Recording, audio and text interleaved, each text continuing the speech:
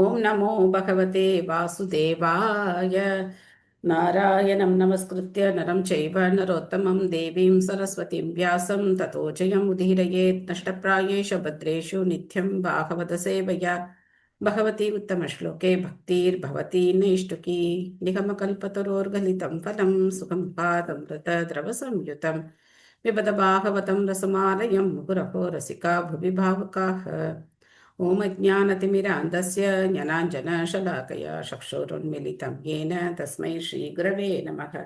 श्रीचैतन्यमनोभीष्टं स्थापितं येन भूतले स्वयं रूपः कदा माह्यं ददाति स्वपदान्तिकं।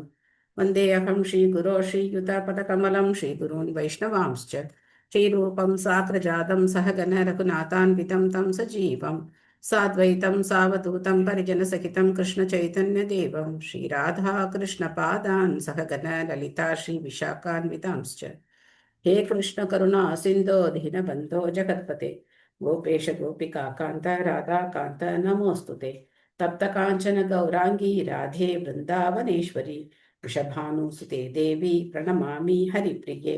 वाञ्छाकल्पतरुभ्यश्च कृपा सिन्धुभ्येव च पतितानां पावनेभ्यो वैष्णवेभ्यो नमो नमः। नमो विष्णुपादाय कृष्णप्रेष्ठाय भूतले श्रीमते भक्तिवेदान्त स्वामिन्निति नामिने। नमस्ते सारस्वते देवे गौरवाणी प्रचारिणे निर्विशेष शून्यवादी पाश्चात्य देशतारिणे। जय श्री कृष्ण चैतन्य प्रभु नित्यानंद श्री अद्वैत गदाधर श्रीवासादि गौर भक्तवृंद। हरे कृष्णा कृष्ण कृष्ण हरे हरे हरे राम राम राम हरे हरे। मुखं करोति वाचालं पंगं लङ्कयते गिरिं यत्कृपातमहं वन्दे श्रीगुरुं दीनधारिणं परमानन्दं माधवं श्रीचैतन्यम् ईश्वरं। हरिः ओं तत्सत्। कदाचन स्मृते यस्मिन् दुष्करं सुकरं भवेत् ईश्वरेति प्रीतं च श्रीचैतन्यं नमामिथम्। हरे कृष्णा हरे कृष्णा माताजी।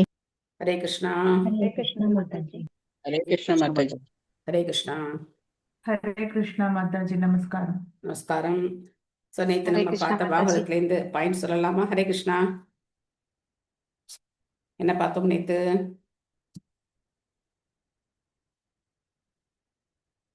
நச்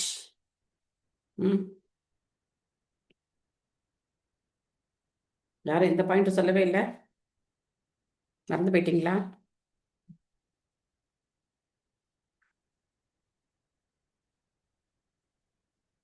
ஓகே. ஸ்ரீமத் பாகவதம் முதல் ஸ்கந்தம் 12வது அத்தியாயம் பரீட்சித் மகாராஜருடைய பிறப்பு. ஸோ பரீட்சித் மகாராஜர் பிறந்து அவருடைய குணாதிசயங்கள்லாம் எப்படி இருக்கும் அப்படின்னு ரிஷிகள் சொல்றதை நம்ம கேட்டுட்டு இருக்கோம். முடிவில் அவங்க இந்த பரீட்சித் மகாராஜன் ஒரு பிராமண சிறுவனுடைய சாபத்தினால கடைசியில பகவானுடைய லீலைகளை கேட்பார் அப்படின்னு சொல்லி நம்ம பார்த்தோம். பாகவதம் அப்படிங்கிறது இந்த சப்தாகத்துல எல்லாம் கேட்கறதுனால எந்த பிரயோஜனமும் கிடையாது. சொல்றவங்களும் பணத்துக்காக சொல்றாங்க, கேட்கறவங்களும் ஏதோ கொஞ்ச நேரம் பொழுது போகும் அப்படின்னு சொல்லி கேட்குறாங்க. அதனால யாருக்கும் எந்த நன்மையும் கிடையாது அப்படின்னு பிரபா சொல்லியிருந்தார். அடுத்த இன்னைக்கு பார்க்க வேண்டிய ஸ்லோகம் பதம் 29. பௌதிக அறிவு என்பது ஒருவருடைய சொந்த ஆத்மாவை பற்றிய அறிவு அல்லது தன்னுணர்வை பற்றி அறியாமல் இருப்பது. ஸோ அதில் ஆத்ம விஞ்ஞானம் கிடையாது அப்படின்னு பார்த்தோம். Very good. சிவருமான் அசுதோஷ கேட்ட வரத்தை நல்லது கெட்டதை என்ன யோசிக்காமல் கொடுப்பார். ஆமா, பகவான் அதாவது சிவபெருமான் ஆசுதோஷ், எளிதில் திருப்தி அடையக்கூடியவர். கேட்ட வரத்தை எந்த விதமான இதுவும் இல்லாம கொடுத்துருவார். வெரி குட், நல்ல பாயிண்ட். தேங்க்யூ பிரபு. इति राज्ञ उपातिष्य विप्रा जातक गोपिताः लप्ता पशितय सर्वे प्रतिजग्मु स्वगान गृहान्. மொழிபெயர்ப்பு பொருளுடைய வழங்குவது திராச பக்திவேதாந்த சுவாமி ஸ்ரீல பிரபுபாத் கி ஜெய். இவ்வாறாக ஜோதிட அறிவிலும் பிறப்பு சடங்கை செய்வதிலும் கைதேர்ந்தவர்கள் இக்குழந்தையின் எதிர்கால வரலாற்றை பற்றி யுதிஷ்டிர மகாராஜனுக்கு உபதேசித்தனர். பிறகு இதற்கு கைமாறாக போதுமான ஊதியத்தை பெற்றுக்கொண்ட பின் அவர்கள் அனைவரும் அவரவர் இல்லங்களுக்கு திரும்பி சென்றனர். ஸோ இந்த மாதிரி செய்தவங்களுக்கு சரியான சன்மானமும் கொடுத்து அனுப்ப வேண்டியது அந்த கிரகஸ்தருடைய கடமை. அது யுதிஷ்ட மகாராஜன் ரொம்ப சிறப்பா செய்றார். பொருளுரை சாந்தி மாதாஜி படிக்கிறீங்களா?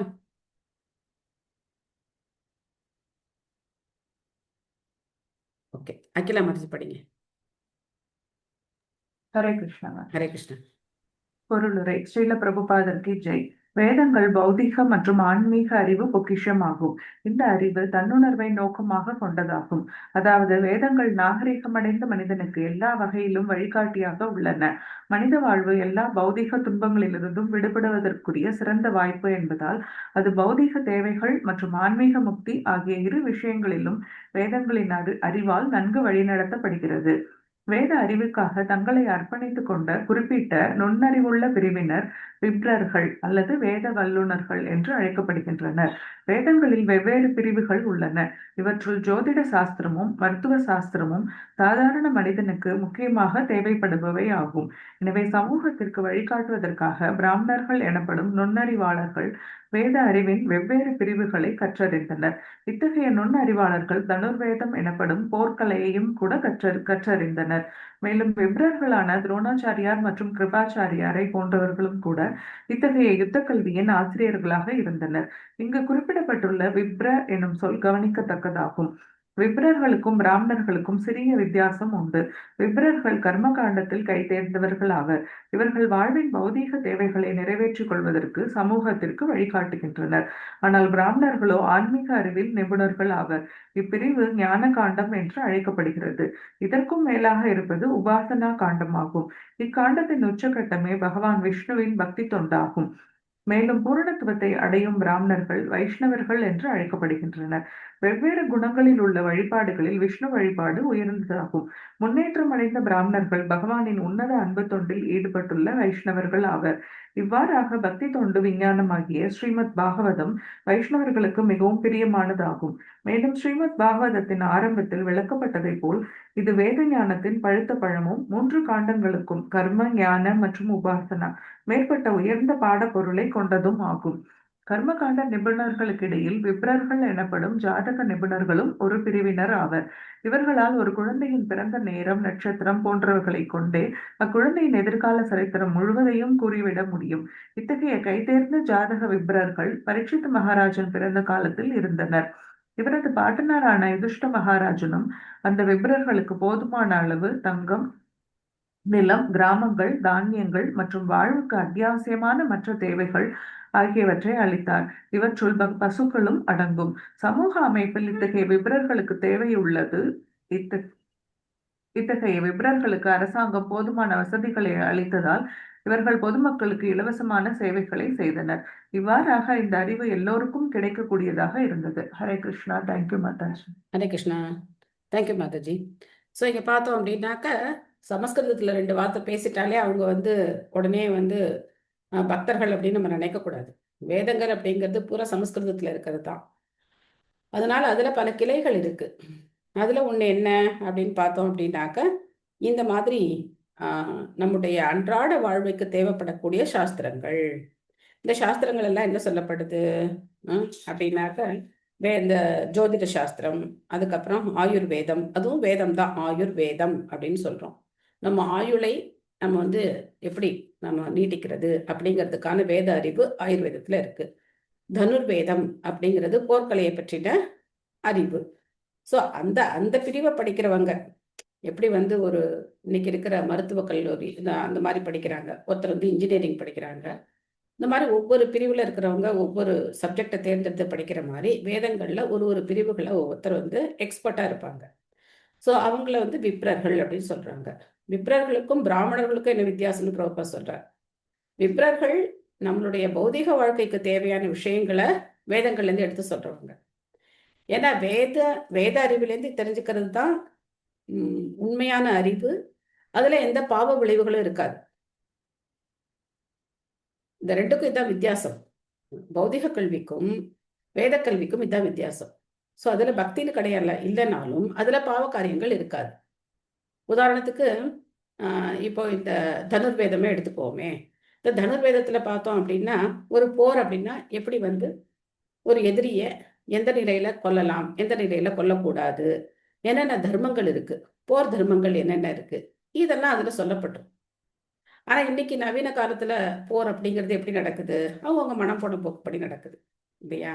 ஸோ அதுல எந்த தர்மத்தையும் அவங்க வந்து பார்க்க மாட்டாங்க. அந்த மாதிரி பொதுவாகவே பிராமணர்கள் வந்து ஜோதிடம், மருத்துவம், அதுக்கப்புறம் ஆசிரியர்களுடைய தொழில், இதெல்லாம் வந்து பிராமணர்களுக்கு உண்டானது. அதெல்லாம் அவங்க வந்து பண்ணுவாங்க. ஸோ அப்போ பிராமணர்கள்னா யாரு அப்படின்னா, அவங்க வந்து ஞான காண்டத்தை போதிக்கிறவங்க தான் பிராமணர்கள்.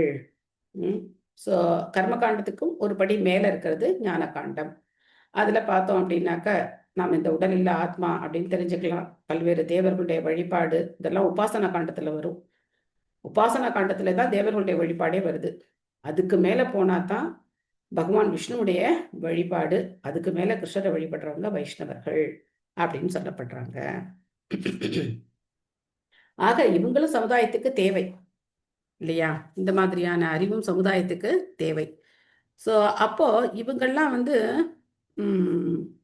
ரிலாக்ஸாக இருக்கணும். அப்போ தான் அவங்க என்ன பண்ண முடியும்? மக்களுக்கு அதை வந்து போதனை பண்ண முடியும். அவங்களுக்கு வந்து வேலைக்கு போய் பணம் சம்பாதிக்கணும் அப்படிலாம் இருந்தாங்கன்னா அவங்களுக்கு எப்படி படிக்கிறதுக்குலாம் நேரம் கிடைக்கும்?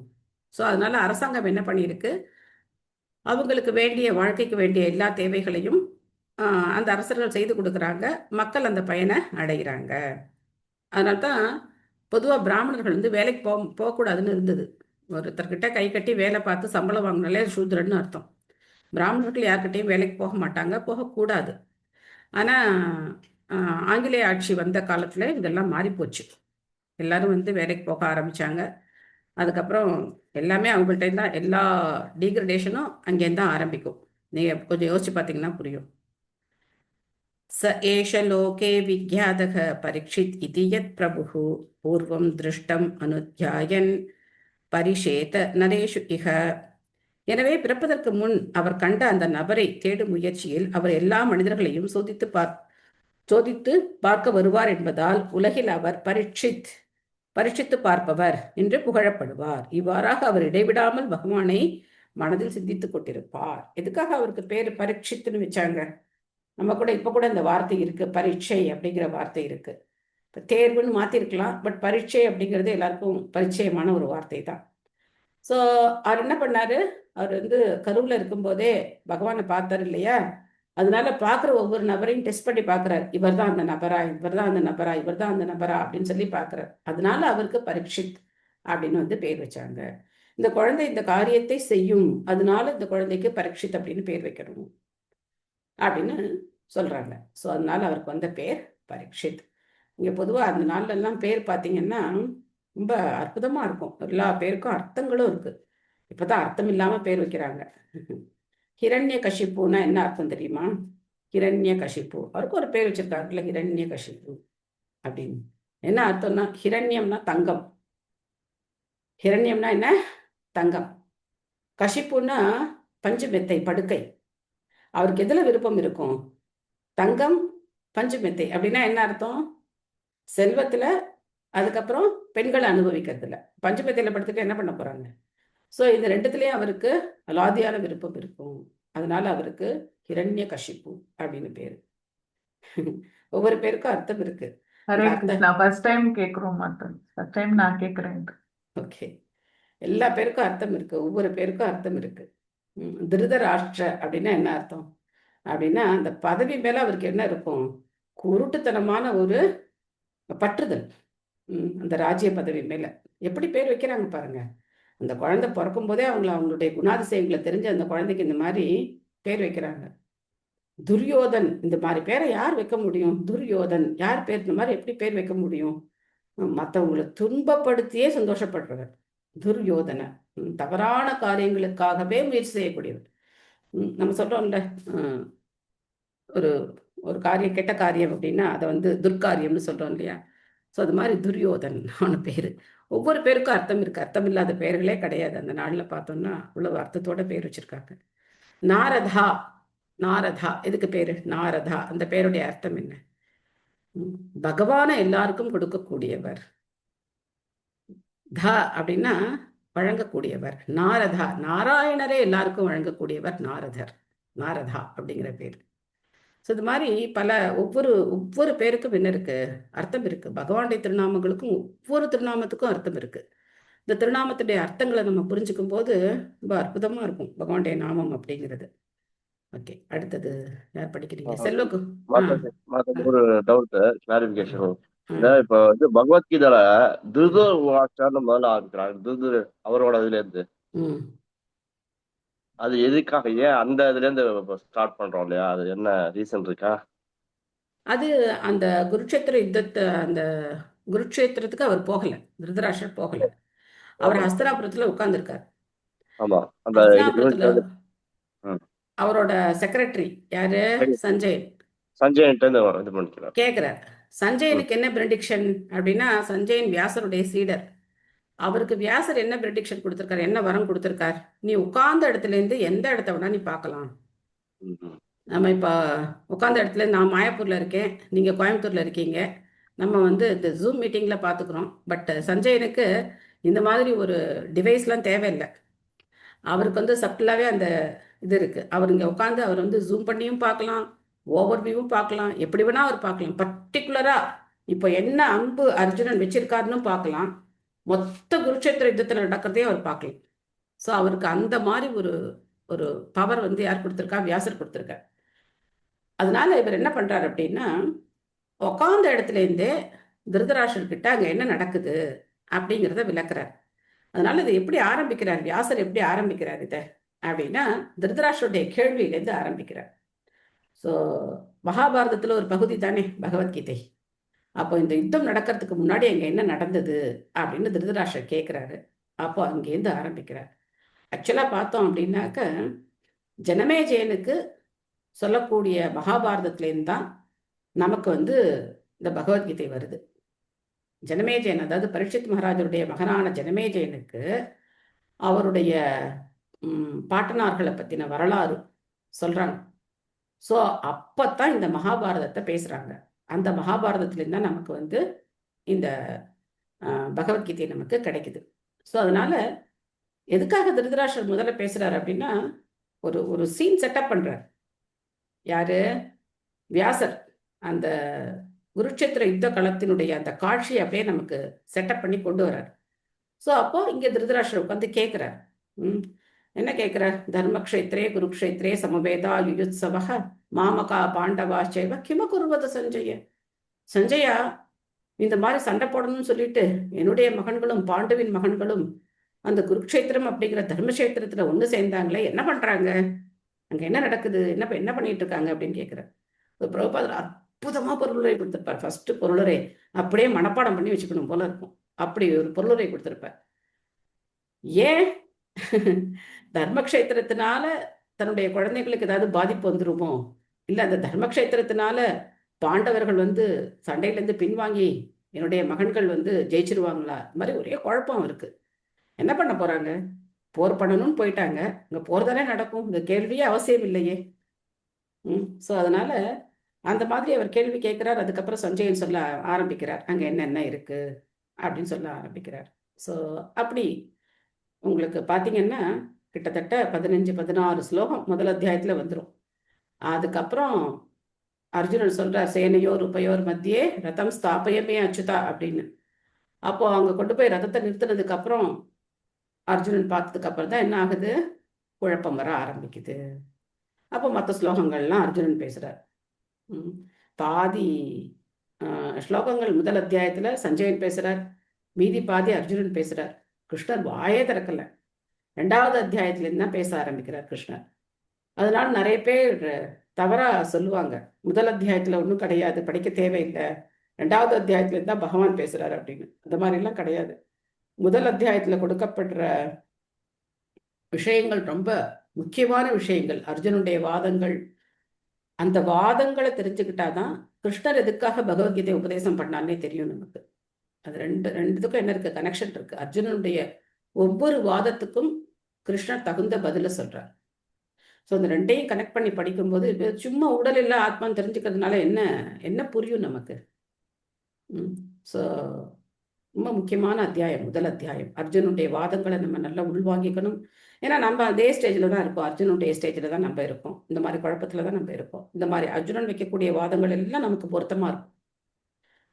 அப்போ அந்த வாதங்களை நம்ம கேட்டோம் அப்படின்னா அதுலேருந்து நமக்கு வந்து பகவானுடைய உபதேசம் எப்படி நமக்கு ரிலவெண்ட்டாக வரும் அப்படிங்கிறது நம்ம புரிஞ்சுக்க முடியும். இல்லைன்னா புரிஞ்சுக்க முடியாது. ரொம்ப பெரிய ஃபேமஸான ஒரு உபன்யாசகர் அவர் ஒரு தடவை சொன்னார், பகவத்கீதையோட முதல் அத்தியாயம் வந்து கரும்போட தோகை மாதிரி அப்படின்னு சொன்னார். அப்பனா என்ன அர்த்தம்? கரும்போட தோகை மாதிரின்னா என்ன அர்த்தம்? அதை வெட்டி போட்டணும், வேஸ்ட்னு வெட்டி போட்டணும். அதில் சுவை கிடையாது, ஒன்றும் கிடையாது. அப்போ உங்களால் பகவத்கீதையை புரிஞ்சுக்க முடியாது. எதுக்காக பகவான் பகவத்கீதையை சொல்றதுக்கு அந்த ஒரு சூழ்நிலையை உருவாக்கினார், அர்ஜுனனை எப்படி அந்த குழப்பத்துக்கு உள்ளாக்கி, அதுக்கப்புறம் அர்ஜுனன் வந்து தவிச்சு போறார் இல்லையா? என்னால முடியாது கிருஷ்ணா, நான் சண்டை போட மாட்டேன் அப்படின்னு சொல்லி அழுதுகிட்டே உட்காந்துடுறாரு அந்த தேர்ல. பேர்பட்ட ஒரு சத்திரிய வீரன் எப்படி இருக்கும்? இங்க பரீட்சித் மகாராஜரை பத்தி நம்ம பார்க்கிறோம். இவர் வந்து சிங்கம் போல இருப்பார், சமுத்திரம் போல இருப்பார், இமயமலை போல இருப்பார், அந்தி தேவரை போல இருப்பார், யயாதியை போல இருப்பார். அப்போ அவருடைய பாட்டரான அர்ஜுனன் எப்படி இருந்திருப்பார்? பேர்பட்ட அந்த மகாவீரன் அப்படியே அழுதுகிட்டு உட்கார்ந்துருக்கிறத நம்மளால பார்க்க முடியும். அந்த மாதிரி ஒரு குழப்பம். அப்போ பகவத்கீதையுடைய முக்கியத்துவம் என்ன, அது நம்ம வாழ்க்கைக்கு எந்த அளவுக்கு முக்கியமானது. ஏன்னா நம்ம ஒவ்வொரு சூழ்நிலையிலும் இப்படிதான் இருக்கும். நம்ம அர்ஜுனன் மாதிரி பெரிய ஒரு ஆளெல்லாம் கிடையாது, நம்ம சாமானியர்கள். நமக்கு எப்படி நம்ம வாழ்க்கையின் குழப்பங்களை நம்ம எப்படி தீர்த்துக்க முடியும்? ஸோ அதனால அந்த மாதிரி ஒரு வழியில வியாசர் நமக்கு இந்த பகவத்கீதைய கொடுக்கிறார். ஓகேவா பிரபு? ஹரே கிருஷ்ணா மாதாஜி. ஹரே மாதாஜி, கிருஷ்ணா. ஒரே ஒரு சின்ன தேங்க்யூ விஷயம் தேங்க்யூ. நான் பகிர்ந்துக்கலாமா மாதாஜி? சொல்லுங்க சொல்லுங்க. பிரபுஜி கேட்ட கொஸ்டின்ல, ம். அதாவது திருதராஷ்டிரர் வந்து குருடு, அவருக்கு அகத்துலேயும் குருடு, ஒரு ஃபிசிக்கலாகவும் குருடு.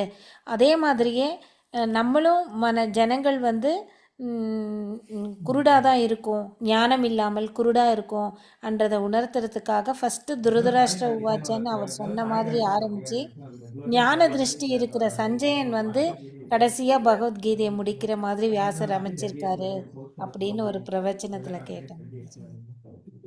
Okay, thank you Mataji. ஹரே கிருஷ்ணா. ஆனால் பிரபுபாதர் நமக்கு கிளியரா சொல்றார். பிரபுபாதர் வந்து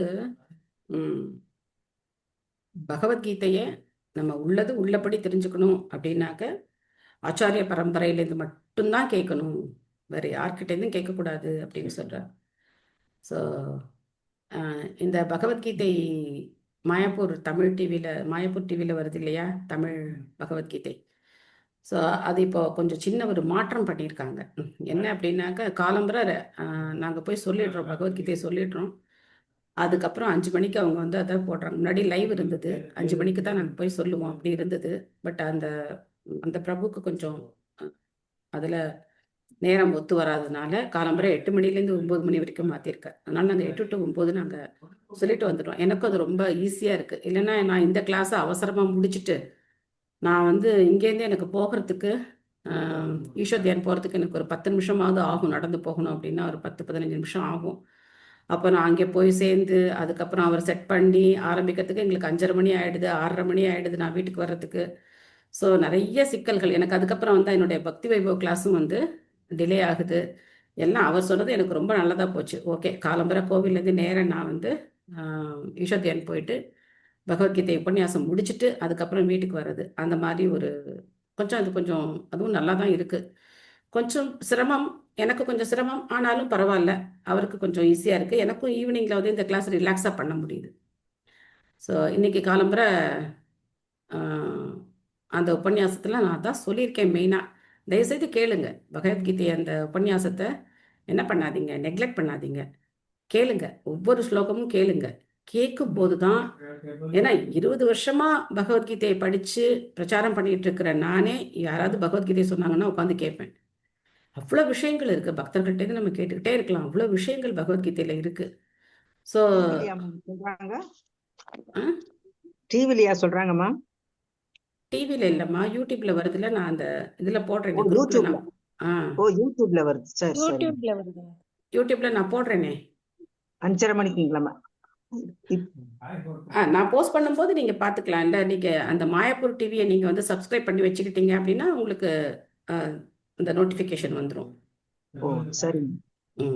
அதை சப்ஸ்கிரைப் பண்ணி வச்சுக்கோங்க, நோட்டிஃபிகேஷன் வந்துடும். ஸோ எல்லாரும் சொல்கிறாங்க, ஒவ்வொரு நாள் ஒவ்வொருத்தர் சொல்கிறாங்க. ஸோ எனக்கு வாரத்துக்கு 2 நாள் இன்னைக்கு அதான் நான் சொல்லியிருக்கேன்.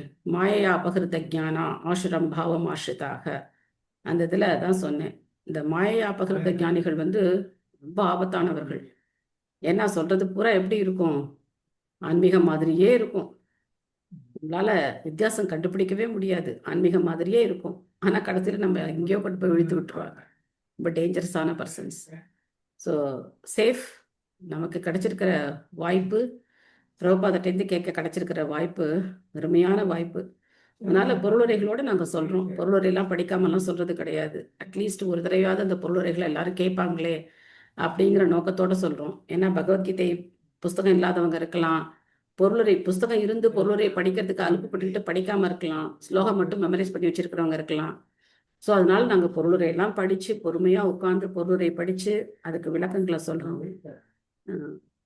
ரொம்ப ஒரு பெரிய ஒரு எஃபெக்ட் எடுக்கிறோம். அது எல்லாருக்கும் போய் ரீச் ஆகணும். ரீச் ஆனதுன்னா நல்லாயிருக்கும். அதனால் அதை மிஸ் பண்ணாமல் கேளுங்க எல்லாரும். அது ரொம்ப முக்கியமான ஒரு விஷயம். ஓகே.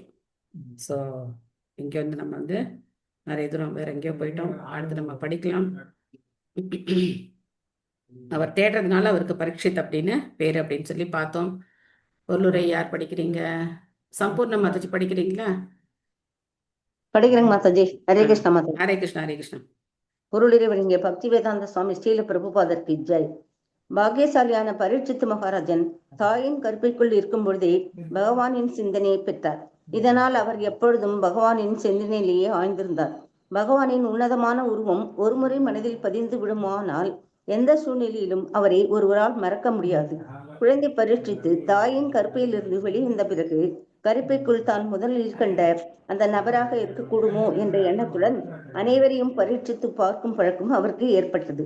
ஆனால் பகவானுக்கு சமமான கவர்ச்சியுடையவராகவோ அல்லது அவரை விட அதிக கவர்ச்சி உள்ளவராகவோ யாராலும் இருக்க முடியாது என்பதால் அவர் ஒருவரையும் தாம் கண்ட பகவானாக ஏற்றுக்கொள்ளவில்லை. ஆனால் இத்தகைய பரிசோதனையால் அவர் எப்பொழுதும் பகவானின் சிந்தனையில் ஆழ்ந்து இடையறாத பக்தி தொண்டில் ஈடுபட்டவரானார். இது சம்பந்தமாக ஸ்ரீல ஜீவ கோஸ்வாமி பின்வருமாறு கூறுகிறார்.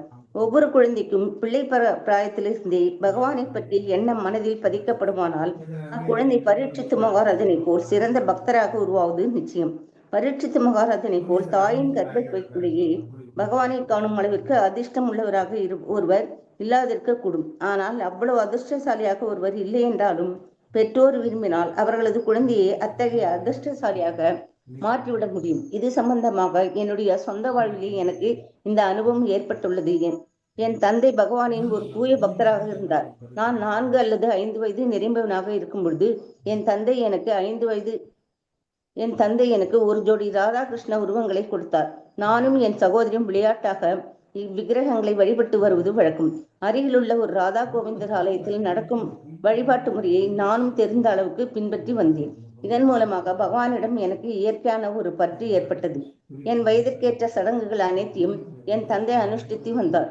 பிற்காலத்தில் பள்ளிக்கூடங்களிலும் கல்லூரிகளிலும் எனக்கு ஏற்பட்ட சகவாசத்தினால் இச்செயல்கள் தற்காலிகமாக நிறுத்தி வைக்கப்பட்டன. இதனால் இப்பழக்கம் எனக்கு முற்றிலும் மறந்து போய்விட்டது. ஆனால் எனது வாலிப பருவத்தில் என்னுடைய ஆன்மீக உருவாகிய ஸ்ரீமத் பக்தி சித்தாந்த சரஸ்வதி கோஸ்வாமி மகராஜ் அவர்களை நான் சந்தித்த பொழுது என்னுடைய பழைய பழக்கத்தை மீண்டும் நான் புதுப்பித்துக் கொண்டேன். என் விளையாட்டுக்குரிய அதே விக்கிரகங்கள் முறையான வழிபாட்டுக்குரிய விக்கிரகங்களாக மாறின. நான் குடும்ப வாழ்விலிருந்து ஓய்வு பெறும் வரை வழிபாட்டு பின்பற்றப்பட்டு வந்தது. பரந்த மனமுடையவரான என் தந்தை இவ்விதையை முதலில் என் இதயத்தில் பதித்தார். இதை பிறகு என் ஆன்மீக குருவினால் ஒழுங்குபடுத்தப்பட்ட பக்தி தொண்டாக மாற்றப்பட்டது. இத்தகைய தெய்வீக உறவை குழந்தையின் பிள்ளை பிராயத்திலிருந்தே அதன் மனதில் பதிக்க வேண்டும் என்று பிரகலாத மகராஜனும் அறிவுறுத்தியுள்ளார். இல்லையெனில் மனித வாழ்வினும் இந்த அரிய வாய்ப்பை ஒருவர் நழுவ விட்டுவிடக்கூடும். மனித வாழ்வும் மற்றவர்களைப் போல் தற்காலிகமானது என்றாலும் மதிப்பு உயர்ந்ததாகும். ஹரே கிருஷ்ணா. தேங்க்யூ மாதாஜி. ஹரே கிருஷ்ணா. தேங்க்யூ மாதாஜி. இந்த பொருளுரையில பிரபுபாதர் தன்னுடைய வாழ்க்கையினுடைய நடந்த நிகழ்ச்சிகளை நமக்கு பகிர்ந்து கொடுக்கிறார். அவ்வளோ அற்புதமான ஒரு பிள்ளை பருவத்து நினைவுகள் பாருங்க. பிரபுபாதருடைய தந்தை அவர் என்ன பண்றாரு, பிரபுபாதருக்கு இந்த மாதிரி ராதாகிருஷ்ணன் விக்கிரகங்களை கொடுக்குறார். சின்ன குழந்தையா இருக்கும் போதே ராதாகிருஷ்ணன் விக்கிரகங்களை கொடுத்து அந்த விக்கிரகங்களை வழிபடுறதுக்கு சொல்லி கொடுக்குறார். ஏன்னா பிரபுபாதர் வந்து கௌர் மோகன் தே அவரோட அப்பா.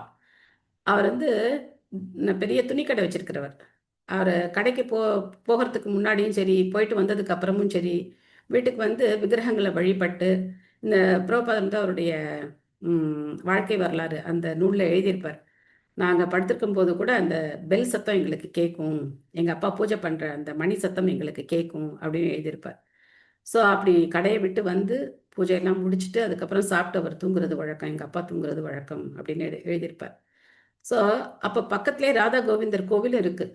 பிரபுபாதருடைய சகோதரி அவங்களும் பிரபுபாதர் வந்து அபைச்சரன், சின்ன பையன், சின்ன குழந்தை அபைச்சரன். அபையும் அவங்களும் என்ன பண்ணுவாங்க, அவங்க அக்கா, அவங்க 2 பேரும் என்ன பண்ணுவாங்க அப்படின்னாக்கா, கோவிலுக்கு போயிட்டு அங்கே எப்படி பகவானுக்கு பூஜை நடக்குதுன்னு பார்த்துக்கிட்டே இருப்பாங்க. என்னென்ன பண்ணுறாங்க, ஊதுபத்தி காமிக்கிறாங்க, அப்புறம் தீபம் காமிக்கிறாங்க, சாமரம், இதெல்லாம் பார்த்து வச்சுக்கிட்டு, அதே மாதிரி வீட்டில் வந்து அந்த குழந்தைங்களை என்ன பண்ணுவாங்க, அதே மாதிரி அவங்க வந்து அதை விளையாட்டாக பண்ணுறது. அவங்களுக்கு குழந்தைக்கு என்ன அந்த சீரியஸ்னஸ் தெரியாமல் இருக்கலாம், பட் விளையாட்டாக வந்து அந்த குழந்தைங்க இந்த கிருஷ்ணனுடைய விக்கிரகங்களுக்கு, ராதாகிருஷ்ண விக்கிரகங்களுக்கு பூஜை பண்ணுறது, அலங்காரம் பண்ணுறது, இதெல்லாம் பண்ணுவாங்க. ஸோ அதுக்கப்புறம் பிரபுபாதர் வந்து ரொம்ப ஆசைப்பட்டார். என்ன ஆசைப்பட்டார்னா, இதுக்கு ஜெகநாத் புரிக்கு போய் ரத யாத்திரையை பார்க்கணும் அப்படின்னு சொல்லி ரொம்ப ஆசைப்பட்டார். பட் அந்த நாள்லலாம் பாருங்க, இந்த மாதிரி போக்குவரத்தெல்லாம் ரொம்ப சிரமம். அப்போ கல்கத்தாவில் பெரிய ரத யாத்திரையெல்லாம் நடக்குது. அப்போ அவங்களுக்கு ரொம்ப ஆசை இந்த மாதிரி ரத யாத்திரையெல்லாம் பார்க்கணும் அப்படின்னு சொல்லி. அப்போ அப்பா கிட்ட சொல்லி தனக்கு ஒரு ரதம் ஏற்பாடு பண்ணி கொடுக்க சொல்றார் பிரபுபாதர். அவங்க அப்பா உடனே என்ன பண்றாரு அப்படின்னா, அவருடைய தெரிஞ்சவங்க அவங்க கிட்ட ஒரு சின்ன ரதம் இருக்கு, அந்த ரதத்தை கொண்டு வந்து அதை நல்லா, அது கொஞ்சம் பழசா இருக்கு, கொஞ்சம் மராமரத்தெல்லாம் பண்ண வேண்டி இருக்கு, அதெல்லாம் பண்ணி அபைச்சரன் கிட்ட கொடுக்குறாங்க. அப்போ அவரோட சகோதரி பேரு பவதாரிணி. இவங்க எல்லாம் சேர்ந்துக்கிறாங்க, குழந்தைங்க எல்லாம் சேர்ந்து என்ன பண்றாங்க, ஒரு ரத யாத்திரையை நடத்துறாங்க. ஜெகநாதர், பலதேவர், சுபத்ரா மகாராணி அந்த தேர்ல உட்கார வச்சு அற்புதமா ஒரு ரத யாத்திரை நடக்கிறாங்க. எப்படி ஜெகநாதர் கோவிலில் ரத யாத்திரை நடக்குதோ அதுக்கு மாதிரியே அப்படியே கொஞ்சம் கூட மாறாம நடத்துறாங்க. அத்தனை பெரிய இதெல்லாம் பூஜையெல்லாம் கிடையாது, இந்த குழந்தைகளால என்ன அளவு முடியுமோ அதை பண்றாங்க. இதுல பாத்தீங்கன்னா, பிரபுபாதர் இஸ்கான்ல என்னென்ன பண்ணாரோ அதெல்லாம் ஒரு குழந்தையிலே பண்ணியிருக்காரு. பிரபுபாதர் என்னென்ன இன்ட்ரோடியூஸ் பண்ணாரோ அது எல்லாத்தையும் ஒரு குழந்தையிலே பண்ணியிருக்காரு, அந்த ரத யாத்திரையில பண்ணியிருக்காரு. அக்கம் பக்கத்துல இருக்கிற வீடுகள் எல்லாத்தையும் சொல்லி ஜெகநாதருக்கு போகா ரெடி பண்ணுங்கன்னு சொல்லிட்டார். அவங்க இந்த குழந்தைங்க ரத யாத்திரை பண்ண போறாங்க அப்படின்னு உடனே அவங்க வந்து ஜெகநாதருக்கு நைவேத்தியம் பண்றதுக்காக விதவிதமான பதார்த்தங்கள்லாம் தயார் பண்ணி வச்சுட்டாங்க. மிருதங்கம் வாசிக்கிறதுக்கு ஒரு சில பேர், கீர்த்தனம் பண்றதுக்கு ஒரு குழந்தைகள், அந்த மாதிரி எல்லாம் குரூப் பிரிச்சு கீர்த்தனங்களோட அற்புதமா ஜெகநாதர் ரத யாத்திரை நடத்தி அது பிரசாதம் எல்லாம் ஜெகநாதருக்கு நிவேதனம் பண்ணி அதை எல்லாருக்கும் டிஸ்ட்ரிபியூட் பண்றாங்க. இதைத்தான் பிரபுபாதர் எல்லா காலத்திலையும் பண்ணியிருக்கார். இஸ்கான்ல பிரபுபாதர் சொல்லி கொடுத்தது பகவானுக்கு நிவேதனம் பண்ணணும், பிரசாதத்தை எல்லாருக்கும் கொடுக்கணும், ஜெகநாதர் ரத யாத்திரை பண்ணணும். இதை வந்து குழந்தையிலே பிரபுபாதர் பண்ணிட்டார், சின்ன பையனா இருக்கும்போதே பிரபுபாதர் பண்ணிட்டார். அதுக்கப்புறம் சொல்றார், என்னுடைய கல்லூரி படிப்புல என்ன ஆச்சு, அந்த சகவாசத்தினால எனக்கு இதெல்லாம் மறந்து போச்சு, நான் விட்ட மாதிரி இருக்கு. ஏன்னா அப்போ சுதந்திர போராட்டம் ரொம்ப தீவிரமா நடந்துட்டு இருந்த காலம், காந்தி வந்து ஒத்துழையாமை இயக்கம் அந்த மாதிரி பண்ணிட்டு இருந்தார். பிரபுபாதருடைய சீனியர் தான் யாரு அப்படின்னாக்க நேதாஜி சுபாஷ் சந்திர போஸ். எல்லாம் ஒரே காலேஜ் ஸ்டூடெண்ட்ஸ். நேதாஜி சுபாஷ் சந்திர போஸ், அபைச்சரன், இவங்கெல்லாம் ஒரே காலேஜில் படிச்சிருக்கிற ஸ்டூடெண்ட்ஸ். ஸோ அப்போ ஒரு பக்கம் மாணவர்கள் நேதாஜியோடைய அந்த இயக்கத்துல சில பேர் கவரப்பட்டாங்க, சில பேர் வந்து காந்தியுடைய இயக்கத்தினால கவரப்பட்டாங்க. எப்படி இருந்திருக்கும் நினைச்சு பாருங்க, அப்போ சுதந்திர போராட்ட காலத்துல எப்படி இருந்திருக்கும்.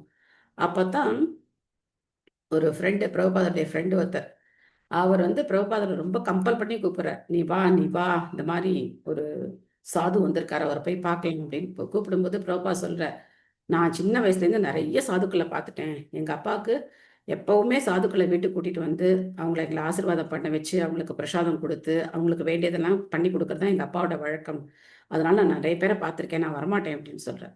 இல்லை இவர் அந்த மாதிரியெல்லாம் கிடையாது, ரொம்ப வித்தியாசமான ஒரு சாது, நீ வந்து பாரு அப்படின்னு சொல்கிறார். அப்போது சரின்னு சொல்லி அவருடைய வற்புறுத்தலால் பிரபுபாதரும் அவருடைய நண்பரும் போகிறாங்க. அப்போ அந்த கௌடிய மடத்துக்கு போகும்போது கல்கட்டாவில் உல்டா டங்கா, இன்றைக்கும் அந்த கோவிலை வந்து இப்போ அழகாக இஸ்கான் அந்த இடத்த கையகப்படுத்தி அங்கே அழகான ஒரு கோவிலை உருவாக்கிட்டு இருக்காங்க. உல்டா டங்கான்னு பேர் அந்த இடத்துக்கு கல்கட்டாவில். ஸோ அங்கே தான் முதல்ல பிரபுபாதர் தன்னுடைய ஆன்மீக குருவை சந்திக்கிறார். ஸோ அப்போ அவங்கள பார்த்த உடனே பக்தி சித்தாந்த சரஸ்வதி தாக்கூரார் சொல்றார், ஏன் நீங்க வந்து கிருஷ்ண பக்தியை பிரச்சாரம் பண்ணக்கூடாது? ஆங்கிலம் நல்லா படிக்கிற தெரிஞ்ச பசங்களா இருக்கீங்க, நல்லா படிச்ச கல்வி அறிவு இருக்கு உங்களுக்கு, ஏன் நீங்க கிருஷ்ண பக்தியை பிரச்சாரம் பண்ணக்கூடாது அப்படின்னு கேட்கும்போது பிரபுபாதர் கேட்கிறார், இந்தியா வந்து அடிமைப்பட்டு கிடக்கே, அடிமையா இருக்கிற நாட்டிலேருந்து என்ன எங்க போய் பிரச்சாரம் பண்ண சொல்றார் பக்தி சித்தாந்த சரஸ்வதி? மேல்நாடுகளுக்கு போய் பிரச்சாரம் பண்ண சொல்றார். அப்பதான் பிரபுபாதர் இந்த கேள்வியை கேட்கிறார், இந்தியா அடிமைப்பட்டு இருக்கே, அடிமையா இருக்கிற நாட்டிலேருந்து ஒருத்தர் போனா யார் மதிப்பாங்க நம்மள அப்படின்னு சொல்லும்போது பக்தி சித்தாந்த சரஸ்வதி சொல்றார், இந்த அரசியல் மாற்றங்களுக்காக கிருஷ்ண பக்தி பிரச்சாரம் காத்திருக்க வேண்டிய அவசியம் கிடையாது. மக்களுக்கு உண்மையான சுதந்திரம் அப்படிங்கிறது கிருஷ்ண பக்தி தான். இதுதான் இப்போ ரொம்ப அவசரமான சூழ்நிலை என்னன்னா கிருஷ்ண பக்தியை பிரச்சாரம் பண்றதுதான். இந்த அரசியல் சூழ்நிலைகள்லாம் மாற்றம் வந்துகிட்டே தான் இருக்கும் அப்படின்னு சொல்லும்போது பிரபுபாதருக்கு ரொம்ப அது ஒரு புரட்சிகரமான ஒரு கருத்து. பிளஸ் அவர் நினைக்கிறார், சைத்தன்ய மகாபிரபுடைய இயக்கம் ஒரு சரியான நபர்கிட்ட இருக்கு அப்படின்னு சொல்லி அந்த முதல் சந்திப்பிலேயே இவர் தான் என்னுடைய ஆன்மீக குரு அப்படின்னு தீர்மானம் பண்றார் ஸ்ரீல பிரபுபாதர். அவருடைய 22வது வயசுல தன்னுடைய ஆன்மீக குருவை முதல்ல பிரபுபாதர் சந்திக்கிறார். ஸோ அதுக்கப்புறம் பிரபுபாதர் அழகா சொல்றார் பாருங்க, எங்க அப்பா விதை போட்டார், ஆனா என்னுடைய ஆன்மீக குரு அதை ஒழுங்குபடுத்தி என்னை வந்து கிருஷ்ண பக்தியில ஈடுபடுத்தினார் அப்படின்னு சொல்லி.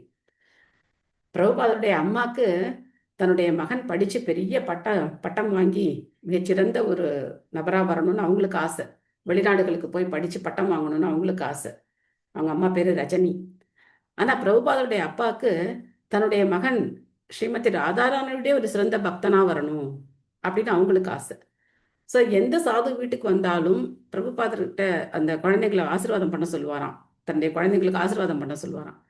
அப்போ அபயச்சரன் அவர் ஆசீர்வாதம் பண்ணும்போது ராதாராணியுடைய பக்தரா வரணும்னு ஆசீர்வாதம் பண்ணுங்க அப்படின்னு அவங்க அப்பா சொல்லுவாராம். அப்போ சின்ன வயசுலேருந்தே அவங்க அப்பா அவருக்கு மிருதங்க கற்றுக் கொடுத்துருக்கார், கர்த்தால் கற்றுக் கொடுத்துருக்கார், எப்படி கீர்த்தனங்கள் பண்றதுன்னு கற்றுக் கொடுத்துருக்கார், இதெல்லாம் கற்றுக் கொடுத்துருக்கார். ஸோ ஒரு சமயம் பிரபுபாதர் மிருதங்கம் வாசிச்சுக்கிட்டே அந்த வீடியோ அப்படியே ரொம்ப ரொம்ப ரொம்ப ரொம்ப அருமையா இருக்கும் அந்த வீடியோ பார்க்கறதுக்கு. பிரபுபாதர் வீடியோ பார்க்கறதுக்கு பிரபுபாதர் மிருதங்கம் வாசிச்சுக்கிட்டே சிரிச்சுக்கிட்டே சொல்வார், my father wants me to become like this அப்படின்னு சொல்லுவார். என்னுடைய அப்பா நான் இப்படித்தான் வரணும்னு எங்க அப்பா எனக்கு ஆசைப்பட்டார். இந்த மாதிரி மிருதங்கம் அவரை சுத்தி அந்த ஃபாரின் டிசைபிள்ஸ் வெஸ்டர்ன் டிசைபிள்ஸ்லாம் உட்காந்துருப்பாங்க. அவர் மிருதங்கம் வாசிச்சுட்டே சொல்லுவார், எங்க அப்பா இதுதான் ஆசைப்பட்டேன், நான் வந்து மிருதங்கம் வாசிச்சு நான் வந்து ராதாராணியுடைய பக்தனாகணும்னு எங்க அப்பா ஆசைப்பட்டேன் அப்படின்னு. அவருக்கு வயது என்ன, அவருடைய அந்த உன்னதமான ஆச்சாரியார் அப்படிங்கிற அந்த அந்தஸ்து என்ன குழந்தை மாதிரி சொல்லுவார், எங்க அப்பா இப்படித்தான் எனக்கு ஆசைப்பட்டேன், நான் இப்படி வரணும்னு ஆசைப்பட்டேன் அப்படின்னு சொல்லுவார். ஸோ இது படிக்கும்போது எனக்கு வந்து அந்த ஒரு என்ன சொல்றது, ஒவ்வொரு பெற்றோருடைய மனசையும் தொடரும் இந்த பொருளுரை. நம்ம குழந்தைங்களை சின்ன வயசுலேருந்தே கிருஷ்ண பக்தி கொடுத்து அவங்களுக்கு வளர்க்கணும்.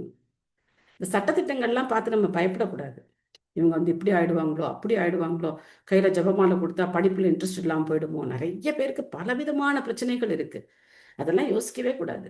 சின்ன வயசுலேருந்தே அவங்களுக்கு வந்து நம்ம பண்ண வேண்டியது நம்ம பண்ணிடணும்.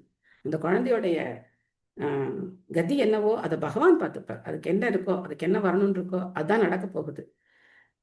நம்ம அதை மிஸ் பண்ணிட்டோம் அப்படின்னாக்க நம்ம ரொம்ப பெரிய ஒரு இழப்பு நமக்கு. அதனால சின்ன வயசுலேருந்தே அந்த குழந்தைங்களுக்கு ஹரே கிருஷ்ண மந்திரத்தை ஜபம் பண்றது, பகவானுக்கு டெய்லி ஒரு பூ அர்ப்பணம் பண்றது, இல்லை சின்னதா ஒரு நைவேத்தியம் பண்றது, இதெல்லாம் நம்ம வீட்டில் வந்து அவங்களுக்கு கற்றுக் கொடுக்கணும். சின்ன சின்ன சேவைகளை செய்ய வச்சு அந்த குழந்தைங்களை வந்து எப்படியாவது பக்தி தொண்டுல நாம ஈடுபடுத்தணும். இங்க மாதாஜி ஐனிதா கூட நேத்து ஸ்கூல்ல வந்து மாதிரி உற்சவம்னு சொல்லிட்டு ஸ்கூல்ல காம்படிஷன் இருந்துச்சு. அதுல ஹரே கிருஷ்ணா மந்திரம் சொல்லி கொடுத்த மாதாஜி. அவ சொல்லியிருந்தா, மேம் வந்து என்கிட்ட கேட்டாங்க, பாப்பா சொன்னா அத மாதிரின்னு சொன்னாங்க, குட்டி பாப்பா. ஓ வெரி குட் வெரி குட். தனியாவே சொன்னா மாதாஜி. ஃபர்ஸ்ட் நான் சொல்லி கொடுத்தா கூட சொல்லுவா, இப்ப தனியாவே அந்த 2 லைன்ஸுமே ஹரே கிருஷ்ணா கிருஷ்ண கிருஷ்ண ஹரே ஹரே, ஹரே ராம ராம ராம ஹரே ஹரே சொல்லுவா. Super super Mataji, super Mataji. Thank you Mataji. Hare Krishna. So நம்ம பண்ண வேண்டியது இதுதான், வேற எந்த சொத்தும் நம்மளால சேர்த்து கொடுக்க முடியாது குழந்தைங்களுக்கு. இதுதான் நம்ம சேர்த்து கொடுக்க வேண்டியது, அவங்களுக்கு கற்றுக் கொடுக்க வேண்டியது இதுதான். ஸோ இங்க வந்து நம்ம பார்க்குறோம் ஜீவகோஸ்வாமி என்ன சொல்லியிருக்காரு அப்படின்னு பார்க்குறோம். ஒவ்வொரு குழந்தைக்கும் பிள்ளை பிராயத்திலிருந்தே பகவானை பற்றி என்ன மனதில் பதிக்கப்படுமானால் அக்குழந்தை பரீட்சித் மகாராஜனை போல் சிறந்த பக்தராக உருவாவது நிச்சயம். ஒவ்வொருத்தருக்கும் தன்னுடைய குழந்தை பெரிய டாக்டர் ஆகணும், இன்ஜினியர் ஆகணும், கலெக்டர் ஆகணும், வக்கீல் ஆகணும், இந்த மாதிரிலாம் லட்சியம் இருக்கலாம். அதெல்லாம் தவறு கிடையாது, இருக்க வேண்டியதுதான். ஆனா பக்தன் ஆகணும்னு நினைக்கணும். என்னுடைய குழந்தை ஒரு நல்ல பக்தனா இருந்து இந்த காரியங்கள் எல்லாம் அவர் பண்ணணும் அப்படின்னு நினைக்கணும். ஏன்னா நம்ம பார்க்குறோம்ல, யாரும் பக்தர்கள் அப்படின்னா தேங்காய் உடைச்சிட்டு போது அர்ச்சனை பண்ணிட்டுலாம் சும்மா உட்காந்துருக்கலையே. பரீட்சித் மகாராஜர் உலக பேரரசர், யுதிஷ்டிர மகாராஜர் உலகத்தை ஆண்டார். ஸோ அது மாதிரி எவ்வளோ பெரிய பதவியில எவ்வளோ பெரிய பொறுப்புல வேணா அவங்க போகலாம், ஆனா பக்தர்களா இருக்கணும். அதான் ரொம்ப முக்கியம். அந்த அந்த ஒரு தாட் நமக்கு நல்ல அது மனசுல பதிஞ்சுது அப்படின்னா, என்னுடைய குழந்தை பக்தனா இருந்தாலும் நல்ல பௌதிகத்திலேயே அவங்க வந்து நல்லா இருப்பாங்க அப்படிங்கிற தாட் வந்து ஆழமா பதிஞ்சுது அப்படின்னாக்க இந்த இதை பார்த்து யாரும் பயப்பட மாட்டாங்க. இல்லைன்னா மற்றதெல்லாம் அனுமதிக்கிறாங்க, வீடியோ கேம் விளையாட அனுமதிக்கிறாங்க, எல்லாத்துக்கும் அனுமதிக்கிறாங்க. ஜபமாலை கையில வந்ததுன்னா மட்டும் பயந்துடுறாங்க. குழந்தைங்க கையில ஜபமாலையை பார்த்தாலே பயந்துடுறாங்க. அந்த மாதிரிலாம் கிடையாது. ஸோ ஜீவ கோஸ்வாமி அவருடைய குழந்தையிலேருந்தே இப்படி தான் வளர்ந்தார். ஜீவ கோஸ்வாமி, ரூப கோஸ்வாமி, சனாதன கோஸ்வாமிலாம் இப்படி தான் வளர்ந்தாங்க. சின்ன குழந்தையிலேருந்தே விக்கிரக வழிபாடு செஞ்சு தான் இருந்தாங்க. அடுத்த பதம் போகலாம். ச ராஜபுத்ரோ வௌருத்தே ஆகசுக்ல இவோடுபக ஆபூரியமானக பித்ருபி காஷ்டாபீர் இவசோன்பகம். சந்திரன் அதன் வளர்பிறையில் நாள்தோறும் வளர்ச்சி அடைவதைப் போலவே ராஜகுமாரரும் பரீட்சித்து அவரது காவலர்களான பாட்டனார்களின் முழு கண்காணிப்பின் கீழ் மிகவும் விரைவாக செழிப்புடன் வளரத் தொடங்கினார். ஸோ பரீட்சித் மகாராஜர் ஒரு சந்திரனுடைய வளர்ப்பிறை மாதிரி அழகா அவருடைய பாட்டனார்கள் 5 பேர் இருக்காங்க, பாண்டவர்கள், அவங்களுடைய அந்த பாதுகாப்புல ரொம்ப அற்புதமா வளர்றார். யக்ஷமானோ ஸ்வமேதேன ஞாதி துரோக ஜிஹாசயா ராஜா லப்ததனோ தத்யோ நான் எத்திர கரதண்டையோஹோ. அதே சமயத்தில் உறவினர்களுடனான சண்டையினால் விளைந்த பாவங்களிலிருந்து விடுபடுவதற்காக ஒரு அஸ்வமேத யாகத்தை செய்வதை பற்றி யுதிஷ்டிர மகாராஜன் யோசித்தார். ஆனால் அபராதங்கள் மற்றும் வரிப்பணம் ஆகியவற்றை தவிர கூடுதலான நிதி இல்லாததால் சிறிது நிதியை திரட்ட வேண்டும் என்ற கவலை அவருக்கு உண்டாயிற்று. ஸோ அந்த நாளெல்லாம் யாகம் செய்யணும் அப்படின்னாக்க ஒரு மலையளவு தங்கம் வேணுமா. தங்கம் அப்படிங்கிறது மலையளவு வேணுமா. எல்லாமே வந்து தங்க பாத்திரங்கள், தங்க குடங்கள் அப்படிதான் இருந்து அவங்க வந்து அதை செஞ்சாங்க. ப்ளஸ் நிறைய தான தர்மங்களும் எப்படி கொடுக்கணும், கணக்கில்லாம கொடுக்கணும். அப்படித்தானே பலி சக்கரவர்த்தி தானம் கொடுத்தார் பகவானுக்கே இல்லையா, எல்லாத்தையும் அளந்து கொடுத்துட்டார் இல்லையா. ஸோ அந்த அளவுக்கு தானங்கள் கொடுக்குற அளவுக்கு அவங்க கிட்ட எல்லாமே இருக்கணும். சோபனா மாதாஜி படிக்கிறீங்களா? ஹரே கிருஷ்ணா மாதாஜி. ஹரே கிருஷ்ணா. வேதாந்த ஸ்ரீமதி பிரபுபாதா கி ஜெய். பிராமணர்களுக்கும் விப்ரர்களுக்கும் அரசாங்கத்திடமிருந்து நிதி உதவி பெறும் உரிமை இருந்ததைப் போலவே பிரஜைகளிடமிருந்த அபராதங்களையும் வரிப்பணங்களையும் வசூலிக்கும் உரிமை நாட்டின் தலைமை அதிகாரிக்கு இருந்தது. குருக்ஷேத்திர யுத்தத்திற்கு பிறகு நாட்டின் கஜானா காலியாகி விட்டது என்பதால் அபராதங்களாலும் வரிகளாலும் திரட்டப்பட்ட நிதியை தவிர கூடுதலான நிதி இருக்கவில்லை. அத்தகைய நிதிகள் அரசாங்க வரவு செலவுகளுக்கு மட்டுமே போதுமானவையாக இருந்தன. அஸ்வமேத யாகத்தை நிறைவேற்றுவதற்கு கூடுதலான நிதி இல்லாததால் வேறு ஏதேனும் வழியில் அதிக நிதியை திரட்ட வேண்டும் என்ற கவலை அரசருக்கு உண்டாயிற்று. பீஷ்ம தேவரின் உபதேசத்தின்படி இந்த யாகத்தை யுதிஷ்டிர மகாராஜன் நடத்த விரும்பினார்.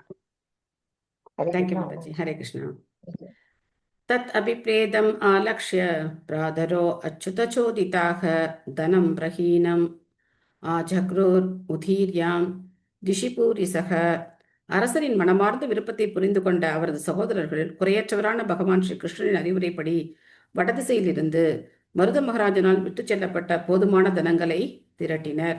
இது ஒரு ஆச்சரியமான ஒரு நிகழ்வு. இதை படிக்கலாம், நம்ம ரொம்ப ஆச்சரியமா இருக்கும். பொருளுரை செல்வகுமாரி மாதாஜி படிக்கிறீங்களா? எஸ் மாதாஜி படிக்கிறேன். ஹரே கிருஷ்ணா மாதாஜி. ஹரே கிருஷ்ணா. மொழிபெயர்ப்பு மற்றும் பொருளுரை வழங்கிய ஸ்ரீல பிரபுபாதருக்கு ஜெய். மருத மகாராஜன் இவர் உலகின் மிக சிறந்த பேரரசர்களுள் ஒருவர் ஆவார். இவர் யுதிஷ்டிர மகாராஜனின் ஆட்சிக்கு நீண்ட காலத்திற்கு முன்பே உலகை ஆண்டு வந்தார். அவட்சித்து மகாராஜனின் மகனான இவர் சூரிய தேவனுடைய புதல்வனான யமராஜன் எனப்படுபவரின் மிக சிறந்த பக்தர் ஆவார். இவரது சகோதரரான சம்வர்த்தர் கற்றறிந்த தேவலோக புரோகிதராகிய புகழ்பெற்ற பிருகஸ்பதிக்கு இணையான ஒரு புரோகிதர் ஆவார். இவர் சங்கர யஜ்ஞம் எனப்படும் ஒரு யாகத்தை நடத்தினார். இதனால் மிகவும் திருப்தி அடைந்த பகவான் தங்கத்தாலான ஒரு மலை சிகரத்தையே அவரிடம் ஒப்படைத்தார். இந்த தங்கச் சிகரம் இமயமலைகளுக்கிடையில் எங்கோ உள்ளது. மேலும் நவீன சாகசக்காரர்கள் இமயமலைகளுக்கிடையில் உள்ள இந்த தங்கச் சிகரத்தை கண்டுபிடிக்க முயற்சிக்கலாம். இவர் மிகவும் சக்தி வாய்ந்த ஒரு பேரரசர் என்பதால் ஒவ்வொரு நாளும் யாகம் முடியும் வேளையில் இந்திரன், சந்திரன் மற்றும் பிரகஸ்பதியை போன்ற மற்ற உலகங்களை சேர்ந்த தேவர்கள் அவரது அரண்மனைக்கு சென்று வருவது வழக்கம். அந்த தங்க சிகரமே இவரிடம் ஒப்படைக்கப்பட்டதால் இவர் போதுமான தங்கத்தை பெற்றிருந்தார். யாக பீடத்தின் மேல்கட்டு முற்றிலும் தங்கத்தால் செய்யப்பட்டிருந்தது.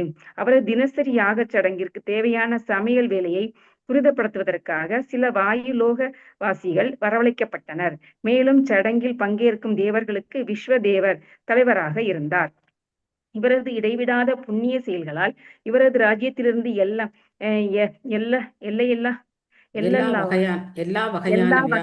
எல்லா வகையான வியாதிகளையும் இவரால் வெளியேற்ற முடிந்தது. தேவலோகம் மற்றும் பித்ருலோகத்தை போன்ற உயர்கிரக வாசிகள் அனைவரும் மிக சிறந்த அவரது யாகங்களால் திருப்தி அடைந்தனர். ஒவ்வொரு நாளும் அவர் படுக்கைகள், ஆசனங்கள், வாகனங்கள் மற்றும் போதுமான அளவு தங்கம் போன்றவைகளை கற்றறிந்த பிராமணர்களுக்கு தானம் செய்து வந்தார். இவரது தாராளமான தான தர்மங்களையும் எண்ணற்ற யாகங்களையும் கண்ட ஸ்வர்கராஜனான இந்திரதேவன் அவரிடம் முழு திருப்தி அடைந்து அவருக்கு நன்மை செய்ய விரும்பினார். சிறந்த புண்ணிய செயல்களினால் வாழ்க்கை முழுவதும் இளமையாகவே இருந்த இவர் திருப்தி அடைந்த இவரது பிரஜைகள், மந்திரிகள், மனைவி, மகன்கள் மற்றும் சகோதரர்களால் சூழப்பட்டவாறு 1000 ஆண்டுகள் உலகை ஆட்சி புரிந்தார். புண்ணிய செயல்களில் இவருக்கு இருந்த ஆர்வத்தை பகவான் ஸ்ரீகிருஷ்ணரே புகழ்ந்திருக்கிறார். தனது ஒரே மகனை அங்கிரா மகரிஷிக்கு திருமணம் செய்து வைத்தார். மேலும் அங்கிரரின் நல்லாசீர்வாதங்களால் இவர் ஸ்வர்கலோகத்திற்கு உயர்த்தப்பட்டார்.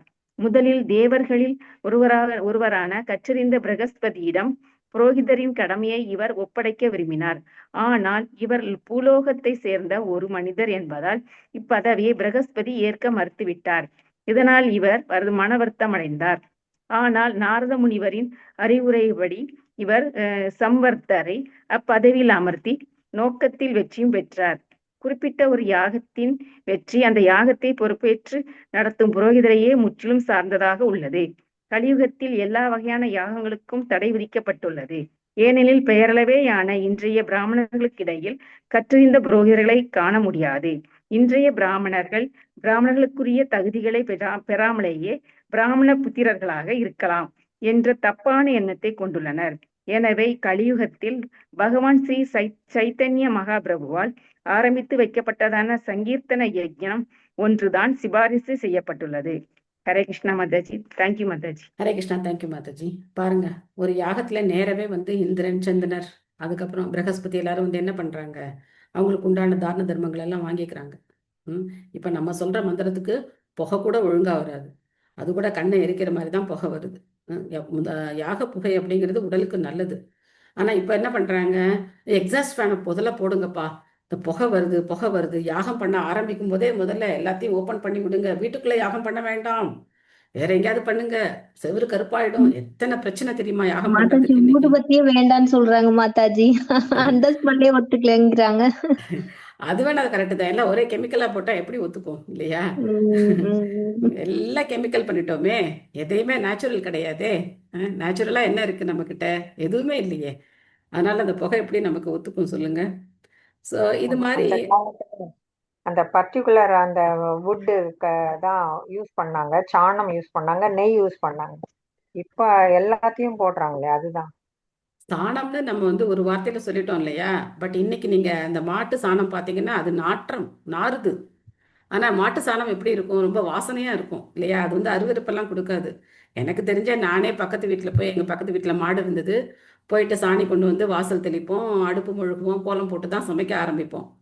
ஸோ எனக்கு தெரிஞ்சு 10 வயசு, என்னோட 10 வயசுக்கு அப்புறம் தான், 10-12 வயசுக்கு அப்புறம் தான் கேஸ்ன்னு ஒன்று இன்ட்ரோடியூஸ் ஆச்சு. அப்பதான் ஃபர்ஸ்ட் கேஸ் இன்ட்ரோடியூஸ் ஆச்சு. எங்களோட கேஸ் கனெக்ஷன் நம்பரே 644 அந்த நாளில். அவ்வளவு யாரும் கேஸ்லாம் யாரும் யூஸ் பண்ணவே மாட்டாங்க. மேக்சிமம் விறகடுப்பு, அதுக்கப்புறம் மண்ணெண்ணெய் அடுப்பு, அப்படிதான் எல்லாரும் வச்சிருப்பாங்க. பட் இன்னைக்கு மாட்டு சாணம் நீங்க போய் அள்ள முடியுமா சொல்லுங்க? ஒரே நாத்தம். மாடே கலப்படம், எல்லாம் கலப்படம், அது சாப்பிட்றது கலப்படம், பாவம். அது என்ன பண்ணும்? பசுமாடு என்ன பண்ணும் இல்லையா? எல்லாத்துலேயும் கலப்படம். ஸோ அதனால தான் இன்னைக்கு வந்து பிரபா சொல்றார், கலியுகத்துல ஒரு யாகம் பண்றதுக்கு யாரும் பிராமணர்களும் கிடையாது, மந்திரங்களை உச்சரிக்கவும் யாரும் முடியாது. அதனால சைத்தன்ய மகாபிரபு சொன்ன சங்கீர்த்தன யாகம் மட்டும்தான் கலியுகத்துக்கான யாகம். அதை நாம ஒழுங்கா பண்ணா போதும் அப்படின்னு. ஸோ இவர் வந்து பிரகஸ்பதியை தன்னுடைய புரோகிதரா இருக்கணும்னு கேட்டுக்கிட்டாராம். பட் பிரகஸ்பதி வந்து நீ ஒரு மனுஷன் அப்படிங்கிறதுனால நான் என்னால வந்து அந்த புரோகிதம் பண்ண முடியாது அப்படின்ட்டார் அப்படின்னு நான் பார்க்குறோம். ஸோ எப்பேற்பட்ட ஒரு அரசர்களா அவங்களாம் இருந்திருப்பாங்க. தேன சம்பிருத சம்பாரோ தர்மபுத்திரோ யுதிஷ்டிரக வாஜிமேதை ஸ்திரபீதோ யஜ்ஞை சமயஜத்தரீம். அச்செல்வங்களால் 3 அசுமேத யாகங்களுக்கு தேவையான பொருட்களை அரசரால் திரட்ட இயலும். இவ்வாறாக குருட்சேத்திர யுத்தத்திற்கு பின் பெரும் அச்சத்திற்கு உள்ளாகி இருந்த தர்மபுத்திரராகிய யுதிஷ்ட மகாராஜன் பரமபுருஷ பகவான் ஸ்ரீஹரியை திருப்திப்படுத்தினார். ஸோ அவர் விட்டுட்டு போயிருக்கார். இதான் ரொம்ப ஒரு அல்டிமேட். கார்த்திகா மாதாஜி படிக்கிறீங்களா? ஹரே கிருஷ்ண மாதாஜி. ஹரே கிருஷ்ணன். பொருளுரை. யுதிஷ்ட மகாராஜன் பக்தியும் புகழும் மிக்க சீரிய அரசர் ஆவார். இருப்பினும் குருஷேத்திர யுத்தத்திற்கு பின் அவர் பெரும் அச்சத்திற்கு உள்ளாகி இருந்தார். ஏனெனில் அவரை அரியணையில் அமர்த்துவதற்காகவே போரில் அத்தனை பேர் கொல்லப்பட்டனர். எனவே யுத்தத்தில் செய்யப்பட்ட எல்லா பாவங்களுக்கும் அவரே பொறுப்பேற்றார். மேலும் இப்பாவங்களை போக்கிக் கொள்வதற்காக அவர் 3 அஸ்வமேத யாகங்களை செய்ய விரும்பினார். அத்தகைய யாகத்திற்கு அதிக பொருள் தேவைப்பட்டது. இவ்வாறாக மருத்த மகாராஜனால் விட்டு செல்லப்பட்ட தங்க குவியல்களையும் மருத்த மகாராஜனால் பிராமணர்களுக்கு தானமாக அளிக்கப்பட்ட தங்கத்தையும் யுதிஷ்ட மகாராஜன் சேகரிக்க வேண்டியிருந்தது. மருத்த மகாராஜன் அளித்த எல்லா தங்கத்தையும் எடுத்து செல்ல அந்த பிராமணர்களால் இயலவில்லை என்பதால் அதன் பெரும் பகுதியை அவர் அங்கேயே விட்டு சென்றார். மருத்த மகாராஜனும் அவ்வாறு தானமாக கொடுக்கப்பட்ட தங்க குவியல்களை திரும்பவும் எடுத்துக்கொள்ளவில்லை. மேலும் யாகத்திற்காக உபயோகப்படுத்தப்பட்டிருந்த எல்லா பாத்திரங்களும் குப்பை தொட்டிகளில் வீசப்பட்டிருந்தன. தமது சொந்த தேவைகளுக்காக யுதிஷ்ட மகாராஜனால் அவை சேகரிக்கப்படும் வரை அத்தங்க குவியல்கள் அனைத்தும் நீண்ட காலமாக உரிமை கோரப்படாமலேயே கிடந்தன. உரிமை கோரப்படாத சொத்து அரசருக்கு சொந்தம் என்பதால் அவற்றை சேகரிக்கும்படி யுதிஷ்டரின் சகோதரர்களுக்கு கிருஷ்ணர் அறிவுரை கூறினார்.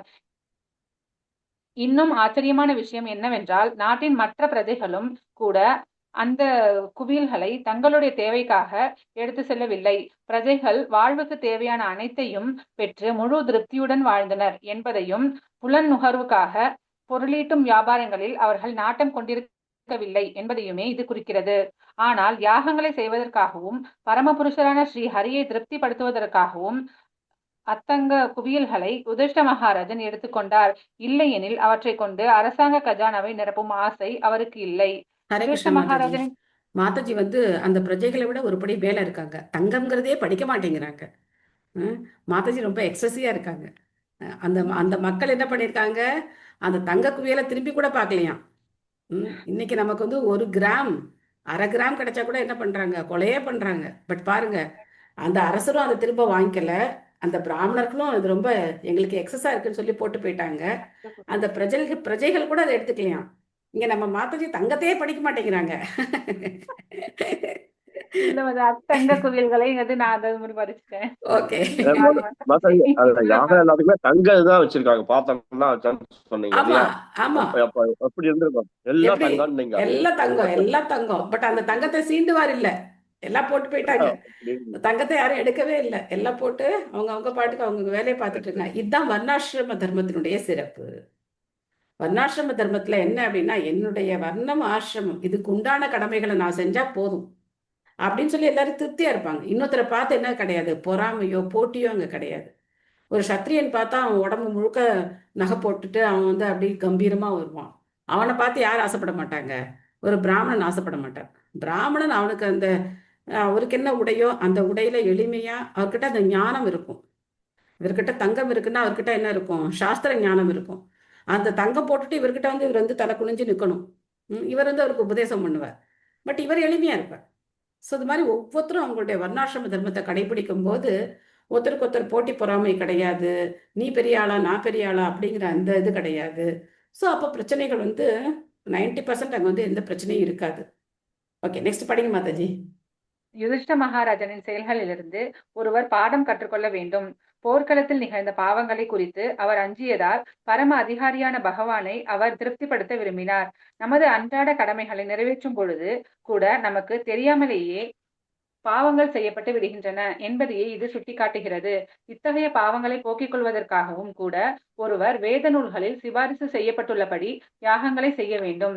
பகவத்கீதையில் பகவான் யஜ்ஞார்த்ததாத் கர்மணோ கர்மன் அந்யத்ர லோகோ கர்ம பந்தனம் யஜ்ஞார்த்தாத் கர்மணோன்யத்ர லோகோயம் கர்ம பந்தனக கர்ம பந்தனக என்று கூறுகிறார். அதாவது அங்கீகரிக்கப்படாத செயலால் அல்லது அறியாமல் செய்யப்படக்கூடிய குற்றங்களால் நேரக்கூடிய விளைவுகளை போக்கிக் கொள்வதற்காக ஒருவர் சாஸ்திரங்களில் சிபாரிசு செய்யப்பட்டுள்ள யாகங்களை செய்ய வேண்டும். இதனால் எல்லா பாவங்களிலிருந்தும் ஒருவர் விடுபடுவார். இதை செய்யாமல் சுயநலத்திற்காக அல்லது புலன் நுகர்வுக்காக செயல்படுபவர்கள் எல்லா பாவ விளைவுகளையும் அனுபவிக்க வேண்டும். எனவே பரமபுருஷ பகவான் ஸ்ரீ ஹரியை திருப்திப்படுத்துவதே யாகம் செய்வதன் முக்கிய நோக்கமாகும். வெவ்வேறு காலங்களுக்கும் இடங்களுக்கும் நபர்களுக்கும் ஏற்ப யாகம் செய்யும் முறை மாறுபடக்கூடும். ஆனால் அத்தகைய யாகங்களின் நோக்கம் ஒன்றுதான். அது பரமபுருஷராகிய ஸ்ரீ ஹரியை திருப்திப்படுத்துவது ஆகும். இதுவே பக்தியான வாழ்வுக்கும் அமைதி மற்றும் செழிப்பு ஆகியவற்றிற்கும் ஏற்ற வழியாகும். பக்தியுள்ள சீரிய அரசராகிய யுதிஷ்ட மகாராஜன் இவை அனைத்தையும் நன்கு நிறைவேற்றினார். தேங்க்யூ மாதாஜி. தேங்க்யூ மாதாஜி. சாந்தி மாதாஜி, நீங்க படிக்கிறீங்க. ஹரே கிருஷ்ணா.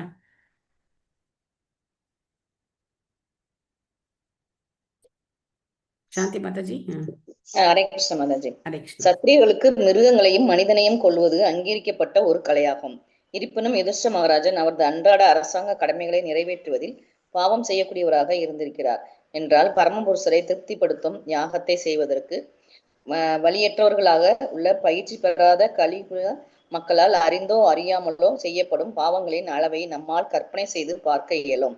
எனவே ஒருவரது உத்தியோக கடமையை செய்வதன் மூலமாக பரமபுருஷரை திருப்திப்படுத்துவதே மனிதனின் முக்கிய கடமையாகும் என்று பாகவதம் கூறுகிறது. பாகவதம் 1.2.1.13. ஒருவன் எந்த இடத்தையோ சமூகத்தையோ ஜாதியையோ அல்லது கொள்கையையோ சேர்ந்தவனாக இருப்பினும் அவன் எத்தகைய உத்தியோக கடமைகளில் ஈடுபட்டு இருப்பினும் சாஸ்திரங்களில் சிபாரிசு செய்யப்பட்டிருப்பது போல் குறிப்பிட்ட காலத்திற்கும் தேசத்திற்கும் நபருக்கும் ஏற்ற யாகங்களை செய்ய அவன் சம்மதிக்க வேண்டும். கலியுகத்தில் மக்கள் பகவான் ஸ்ரீகிருஷ்ணரின் புனித நாமத்தை குற்றமில்லாமல் பாடி துதிக்க வேண்டும். கீர்த்தனாத் ஏவ கிருஷ்ணஸ்ய முக்த சங்கக பரம் ரஷ்டரேத் என்ற வேத நூல்களில் சிபாரிசு செய்யப்பட்டுள்ளது.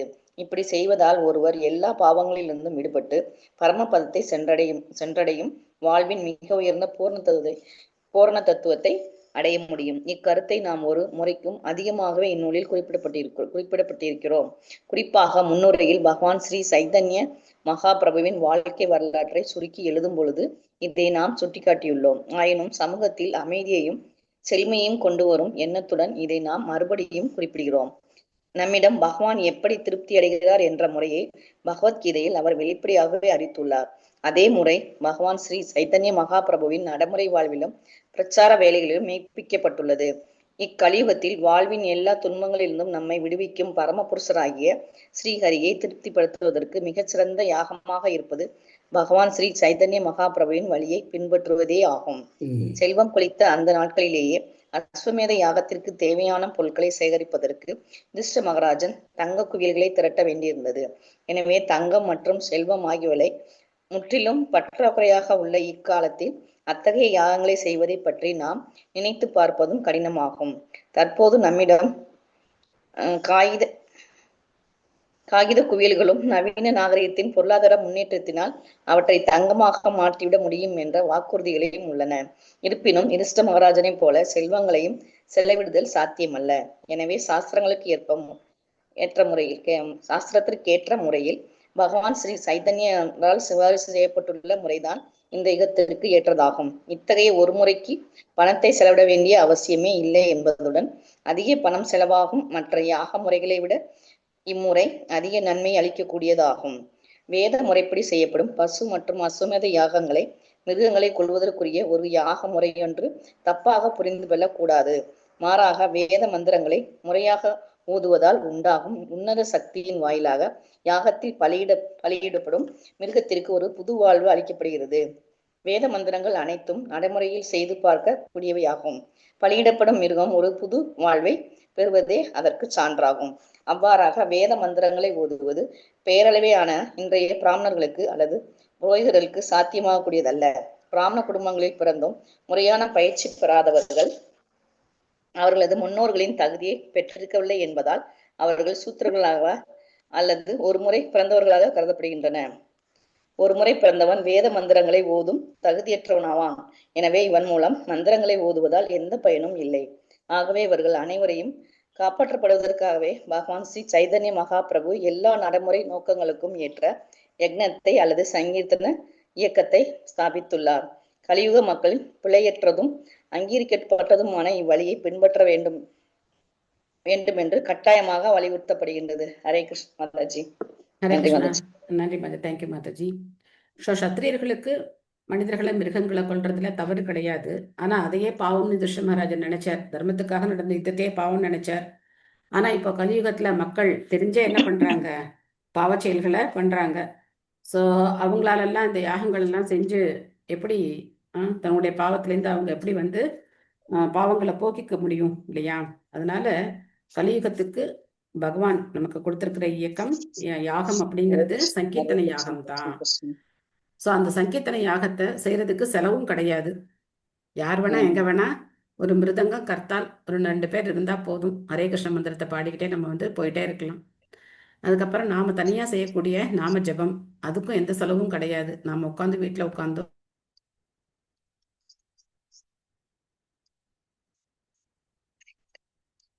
மியூட்ல போயிட்டீங்க மாதாஜி. ஹரே கிருஷ்ண ஹரே கிருஷ்ண கிருஷ்ண கிருஷ்ண ஹரே ஹரே ஹரே ராம ராம ராம ஹரே ஹரே. ஸோ அந்த வழிமுறை தான் கலியுகத்துக்கு உகந்த வழிமுறை அப்படின்னு சொல்லப்பட்டிருக்கு. அதுக்கப்புறம் ஒரு கிரகஸ்தர்களும் பஞ்சமகா யஜ்யங்கள் செய்யணும் அப்படிங்கிறது வேதங்களுடைய ஒரு முடிவான தீர்ப்பு. பஞ்சமகா யஜ்யம் செஞ்சே ஆகணும். ஏன்னா நம்ம 5 விதமான பாவங்களை ஒவ்வொரு கிரகஸ்தர்களும் செய்கிறோம். அந்த 5 விதமான பாவங்களுக்கு பஞ்சமகா யஜ்யத்துல தீர்வு இருக்கு. அப்போ கிருஷ்ண பக்தியை பயிற்சி பண்ணும்போது இந்த பஞ்சமகா யஜ்யத்தை நாம் எப்படி செய்கிறோம் அப்படின்னு நம்ம நாளைக்கு பார்க்கலாம். சரியா? ஒவ்வொருத்தரும் நம்ம இந்த பஞ்சமகா யஜ்யத்தை தினம் செய்கிறோம். அதை எப்படி செய்கிறோம் அப்படின்னு நாளைக்கு அதை நம்ம பார்க்கலாம். ஏன்னா இன்னைக்கு டைம் ஆயிடுச்சு. நாளைக்கு அதை பற்றி நம்ம டிஸ்கஸ் பண்ணலாம். ஓகே, உங்களுக்கு ஏதாவது இப்போ சந்தேகங்கள், கேள்விகள், கருத்துக்கள் ஏதாவது இருக்கா? அஸ்வமேத யாகத்துல நான் குதிரையை நல்லா வளர்த்தி அதுக்கப்புறம் அந்த யாகத்துல உயிரோட போடுறாங்களேன்னு ஒரு இது இருந்தது. எனக்கு டவுட், என்ன இது மாதிரி பண்றாங்களேன்னு. இப்ப அதுக்கு ஒரு புது வாழ்வு கொடுக்கறதுக்காக அந்த மாதிரி பண்றாங்க அப்படின்னு சொல்லி இப்பதான் படிக்கிறேன் நான். கோமேத யாகம், அஸ்வமேத யாகம், வாஜ்பேய யாகம், இதெல்லாம் வந்து கோமேத யாகத்துல வந்து பசுவை பலியிடுவாங்க. அஸ்வமேத யாகத்துல அந்த குதிரையை பலியிடுவாங்க. வாஜ்பேய யாகம் ஆடுகளை பலியிடுவாங்க. ஸோ அதனால என்ன ஆகுது, அந்த மிருகங்களுக்கு புது வாழ்வு கிடைக்குது, மனித பிறவி கிடைக்கும். அந்த மிருகங்களுக்கு கண்ணு முன்னாடி பார்க்கலாமா, அந்த மிருகங்கள் மனித பிறவி அடையிறத கண்ணு முன்னாடி பார்க்கலாமா. ஸோ ஒரு சமயத்தில் பிரபுபாதர் எப்படி சொல்றாரு அப்படின்னாக்க, இப்போ நவீன காலத்தில் மருந்துகளை டெஸ்ட் பண்ணுறாங்க இல்லையா, எலிக்கு கொடுத்து குரங்குக்கு கொடுத்து அது மாதிரிலாம் டெஸ்ட் பண்ணி அந்த மருந்து எப்படி வேலை செய்யுதுன்னு பார்க்குறாங்க இல்லையா. இப்போ இந்த கோவிட் வந்தப்போ அந்த தடுப்பூசி எல்லாம் மிருகங்களுக்கு போட்டு டெஸ்ட் பண்ணுறாங்கல்ல, அந்த மாதிரி அந்த டெஸ்ட்ல வந்து அந்த மிருகங்கள் அதுக்கு எதுவும் நன்மை கிடையாது, அந்த மிருகங்களுக்கு எதுவும் அதனால நன்மை கிடையாது. பட் இது அந்த மாதிரி கிடையாது. அந்த மிருகங்கள் திரும்ப வந்து ஒரு மனித பிறவியை அடையும். அந்த மனித பிறவியில் அது பகவானுக்கு பக்தி பண்ணுறதுக்கு ஒரு வாய்ப்பு அந்த மிருகத்துக்கு. ஸோ அதனால இது வந்து மிருகங்களை கொல்றதான ஒரு முறை கிடையாது. அந்த பிராமணர் சரியா அந்த மந்திரத்தை உச்சரிச்சார் அப்படின்னா என்ன பண்ணுவாங்க, அந்த மிருகம் மனுஷனா வந்துடும். உச்சரிக்கல, அவர் சரியா சொல்லல, மந்திரம் தப்பா சொல்லிட்டாருன்னா என்ன பண்ணுவாங்கன்னு ஒரு கேள்வி கேட்டார் ஒரு பக்தர் இன்னொரு பக்தர்கிட்ட ஒரு உபன்யாசத்துல. அப்போ அந்த பக்தர் சொன்னார் சிரிச்சுக்கிட்டே, அந்த பிராமணரை உள்ள போட்டுருவாங்க அப்படின்னு. அப்படி செய்ய மாட்டாங்க, ஜோக்குக்காக சொன்னார். மந்திரம் சரியா சொல்லலைன்னா அவரை யாகத்துல போட்டுருவாங்க அப்படின்னாரு. ஸோ ஜோக் தான், அது சீரியஸா எடுத்துக்காதீங்க. அது அந்த டெஸ்ட், அவர் மந்திர உச்சாடனம் அப்படிங்கிறது எந்த அளவுக்கு இருக்கணும்னு பார்க்கலாம். நம்ம பார்க்கலாம் விருத்தாசுரன் எப்படி வந்தார் அப்படின்னு. ஒரு மாத்திரை அப்படின்னு கூட்டி சொன்னோன்னா அசுரன் வந்துட்டார். ரொம்ப கஷ்டப்பட்டு அந்த யாகம் பண்ணுவாங்க. ததிச்சி முனிவரோட எலும்பெல்லாம் வாங்கி யாகம்லாம் பண்ணுவாங்க. பட் ஒரு மாத்திரை கூட போகும், அவ்வளவுதான். இப்படி இப்போ நம்ம வந்து கிருஷ்ண அப்படின்னு சொல்லணும். கிருஷ்ணா இழுத்துட்டோம் அப்படின்னா அது திரௌபதியை குறிக்குது. ஹரே கிருஷ்ண மந்திரம் சொல்லும்போது ஹரே கிருஷ்ண கிருஷ்ண கிருஷ்ண ஹரே ஹரே, ஹரே ராம ராம ராம ஹரே ஹரே சொல்லணும். ஹரே கிருஷ்ணா கிருஷ்ணா கிருஷ்ணா அப்படி சொன்னோம்னாக்கா திரௌபதியை குறிக்கும். கிருஷ்ணா அப்படின்னா திரௌபதி, கிருஷ்ண அப்படின்னா கிருஷ்ணர். பட் பகவான் இதெல்லாம் பார்க்கறது இல்லை, பாவகிராகி. நம்ம வந்து பகவானை நினைச்சு சொல்றோம், அதனால தவறு கிடையாது. சொல்றேன், ஒரு மாத்திரை ஒரு முன்ன பின்ன போச்சு அப்படின்னா கூட அர்த்தம் மாறிடும். சமஸ்கிருத வார்த்தைகளுக்கு அர்த்தம் மாறிடும். ஸோ அதனால இந்த காலத்துல அந்த மாதிரி எல்லாம் மந்திர உச்சாரணம் பண்றதுக்கு பிராமணர்களும் கிடையாது, அந்த மந்திரங்களும் கிடையாது. வேதங்கள்ல பெரும்பகுதி அழிக்கப்பட்டு விட்டது. ரொம்ப நம்ம கிட்ட இருக்கிறது சொற்பமான பகுதிகள் தான். அதை வச்சு என்ன யாகம் பண்ண முடியும்? ஒன்றும் பண்ண முடியாது. அதுக்கப்புறம் தங்கத்துக்கு எங்க போறது? தங்க குவியலுக்கு யாரும் மந்திரமும் சொல்ல மாட்டாங்க, யாகத்தையும் பார்க்க மாட்டாங்க. எல்லாரும் என்ன பண்ணுவாங்க? தங்கத்தை தூக்கிட்டு ஓடி போயிடுவாங்க. அதை பாதுகாக்கிறதே இன்னைக்கு இருக்கிற பெரிய வேலையா இருக்கும். ஸோ அதனால நாம சங்கீர்த்தனம் ஒண்ணுதான் நமக்கு கலியுகத்துல ஒரே வழி. அதாவது யாகம் பண்ணும்போது தங்கத்தையே தான் பார்த்துட்டு இருப்பாங்க, எப்படா பார்த்துட்டு இருப்பாங்க. கோவில்ல பகவானே கொள்ளையடிக்கிறாங்க, யார் வந்து யாகத்தை பார்க்க போறா? ஓகே, வேற ஏதாவது சந்தேகங்கள், கேள்விகள், கருத்துக்கள் ஏதாவது இருக்கா? ஓகே, யாருக்கு எந்த கேள்வியும் இல்லை. ஓகே, இன்னைக்கு பாசுரம் போயிடலாம். யார் பாட போறீங்க?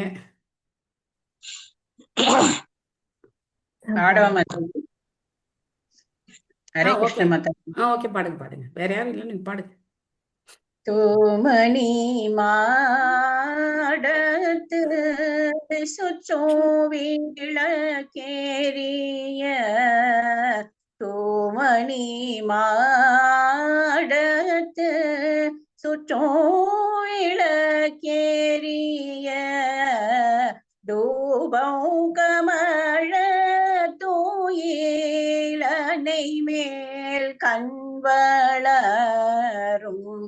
மாமான் மகனே, மணிக்கதவம் தாழ்த்திரவாய் மாமீர் அவளை எழுப்பீரோ உன்மகள் தான் ஓமையோ அன்றே சேவிடோ அனந்தலோ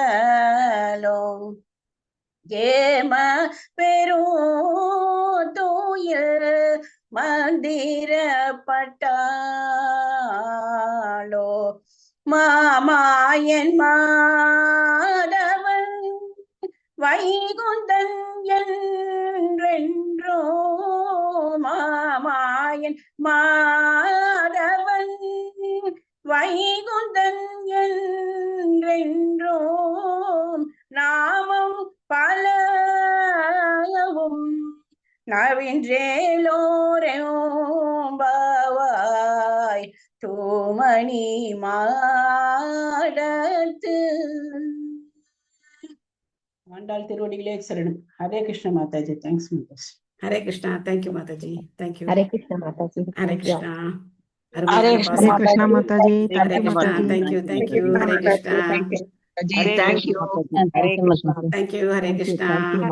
Hare Krishna Mataji. Thank you. Hare Krishna. Thank you. Hare Krishna Prabhu. Hare Krishna Mataji. Hare Krishna. Hare Krishna. Hare Krishna. Okay, என்று கொடுத்துருவோமா? ஹரே கிருஷ்ணா கிருஷ்ண கிருஷ்ண ஹரே ஹரே, ஹரே ராம ராம ராம ஹரே ஹரே.